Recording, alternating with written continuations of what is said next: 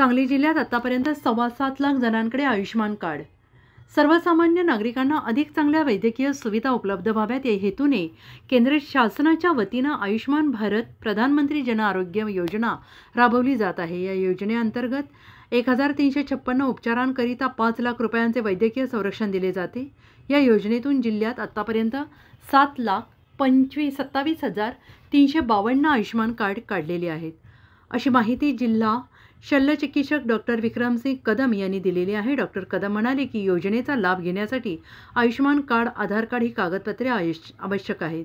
या योजनेअंतर्गत फक्त गोल्डन कार्डसाठी 2011च्या सर्वेक्षणानुसार सामाजिक आर्थिक जातीनिहाय जनगणनेनुसार जिल्ह्यात एकूण 18,44,024 कार्ड काढणे अपेक्षित आहे।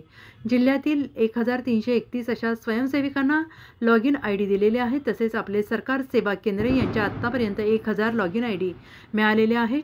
शहरी भागातील 263 लॉगिन आयडी तयार करण्याची कारवाई सुरू झालेली आहे। हे कार्ड काढण्यासाठी आधार कार्ड घेऊन नजीकच्या आपले सरकार सेवा केंद्र, आशा वर्कर्स आणि योजनेच्या मान्यताप्राप्त रुग्णालयास भेट द्यावी, जिथे आयुष्मान कार्ड निर्माण केले जाईल। त्यानंतर हे कार्ड आशा वर्करमार्फत आपल्या घरी पोहोच केले जाईल।